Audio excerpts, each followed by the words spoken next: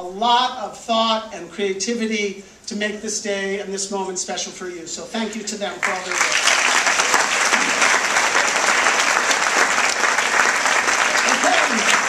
Okay, Henry, let him have it.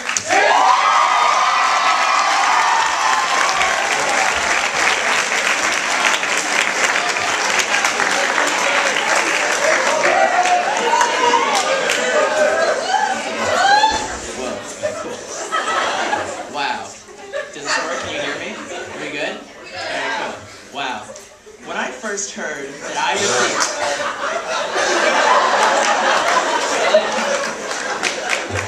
it helps. When I first heard that I received the honor of giving this speech, I was elated. So elated that I got celebratory drunk.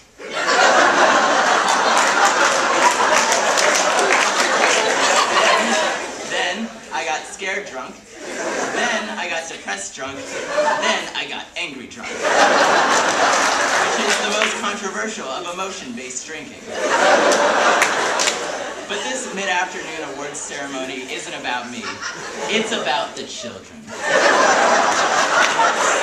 Specifically, those born between the years 1991 to 1992 and who are currently graduating from the Latin School of Chicago, as well as other awards recipients, but specifically seniors. And I'm scared of them. All of them. They're too tall and too confident. It's always, let's do this sport, or hooray for pep rallies, or isn't socializing fun? It's embarrassing for me, because I don't get into confident mode too often, and when I do, it usually doesn't work out.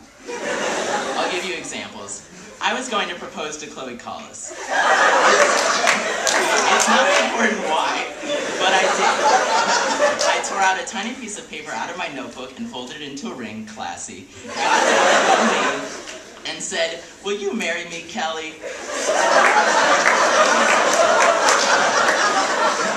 I have to remember that getting the person's name right is like one of the most important things on the marriage proposal checklist. Right alongside getting the person's name right, right alongside making sure you were proposing to the right person and speaking English.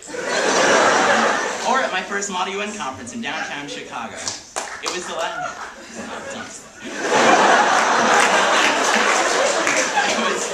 It was the last day of the conference, and everyone was allowed to go up in front of the committee and say or do something funny, like professing their love for the committee chairs, rapping, etc. I want to go up there, and I try to get Julia Welsh to go up with me, but she refuses. So I stride up there, and I grab the microphone with so much confidence that you know I'm going to just fail. And I say, you know, the people of Norway have a traditional harvest dance called the Jorgenfløjten. Would you like me to perform this? And you just hear these wild cheers like, yeah! For the first time, 3 thoughts go into my head. A, I don't dance. B, even if I did dance, I don't know how to do the Jorgenfløjten. And C, there is no dance called the Jorgenfløjten. So after they're done cheering, I pause, and there's silence in the hall for like 20 seconds. And then I say, would you like to see it again?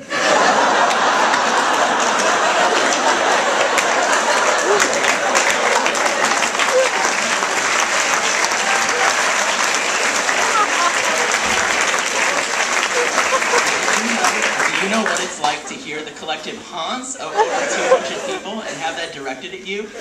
It doesn't exactly raise the old self-esteem. But freshman year was heady for other reasons besides mass embarrassment. I had just arrived from Anshiamet and I knew no one. That is, of course, not counting the 10 other people from Anshiamet who I told never to speak to me again, because if anyone asks, I'm saying that I'm a member of the Church of the United Brethren of Christ, and that I would be totally up for a game of polo.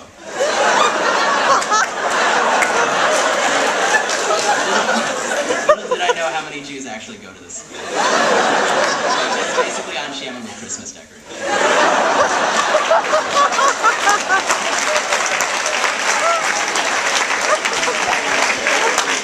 Anyways, I spent that first year very much in a bubble, content to talk with my classmates, but unwilling to take that extra step of human contact outside of the occasional chit-chat. In fact, I was so oblivious that it was much to my surprise when I learned that not everybody was so cautious. That in fact, not only were others eager to talk to one another, but they often did so after school and on the weekends. I was astounded. You mean they don't just go home at 3:20 and immediately start their homework? No, Henry. You mean they don't just spend Friday nights watching Sex and the City reruns on TV? You mean that when they say party at so-and-so's house, that doesn't mean party in so-and-so's house pending email confirmations from parents or legal guardians? No, Henry. After that, my parents just gave up. Now, I have matured a bit, but it has been a bumpy road, especially during sophomore year, when I thought I was being bullied by a 7th grader.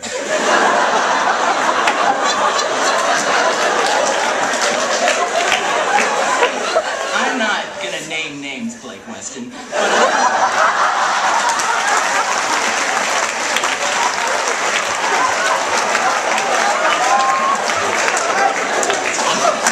but a certain 7th grader, Blake Weston, in the locker room, God, Laura.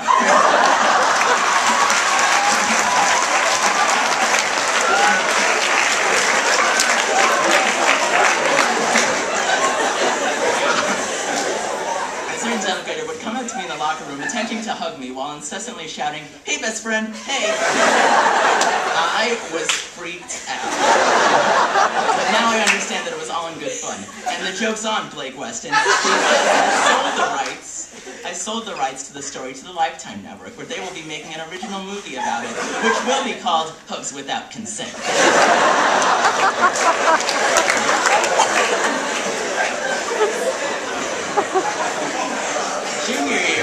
Junior year, I did something I never thought I would do. Get involved with several school enrichment activities. You can tell that I have no experience with these things because I call them school enrichment. Not only did I join When in Rome and, according to my senior quip, Scholastic Bowl, okay, I'll take it, I also submitted the winning design for my grade's t-shirt.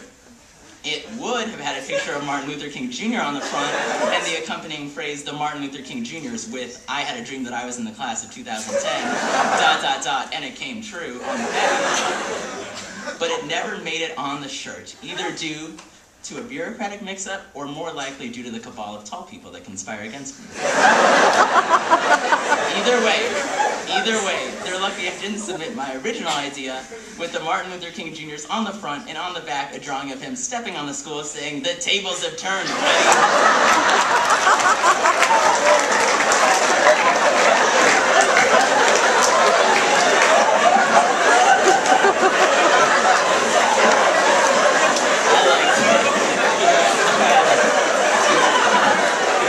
I liked it because it was racist against both black and white people.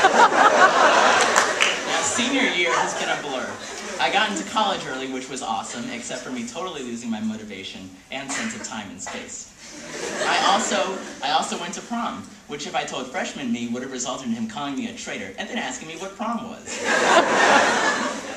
And if I have any advice for whoever the waiters at the Swiss Hotel are for next year, it is to not serve dessert at the same time that they start the dance music, because it's really embarrassing when everyone else is dancing and I'm sitting alone at my table eating cheesecake. and then eating everyone else's cheesecake. And then realizing that by eating everyone else's cheesecake, the only loser is me. But now I'm here at class day, surrounded by the kids whose names I have casually forgotten to remember, and the teachers to whom I owe so much, and I have a few words for the teachers that express my gratitude. Of course, I would have different things to say depending on whether I won an award or not, so I wrote 2 different letters, and I have them both with me.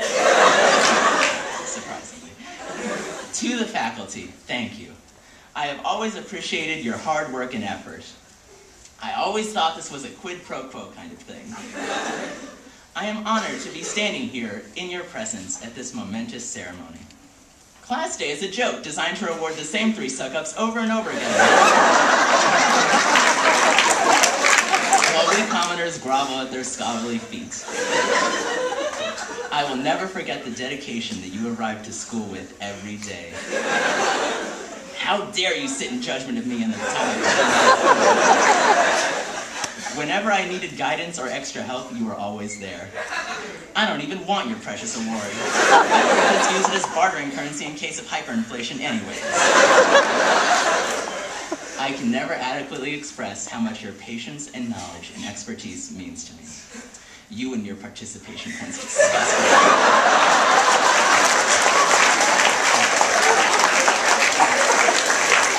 As for the seniors, I remember at the senior retreat when we made a blood pact.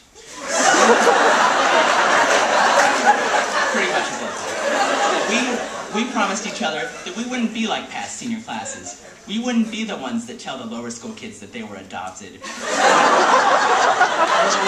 Or the ones who cordoned off the middle school while the middle schoolers were still inside, telling them that their building was designed to be an insane asylum for children. You are all inmates, and phase 1 of rehabilitation is complete. We would be different, kinder, faster, philanthropier.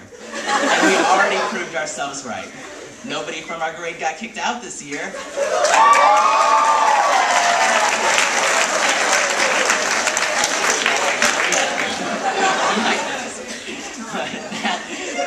That makes us better than at least the past few classes put together. And giving the class day speech, which is normally reserved for reciting a litany of inside jokes, to a guy who just discovered socializing last year, shows our grade's inclusiveness. You may be too tall, but you're also nice, so that makes up for it. Thank you.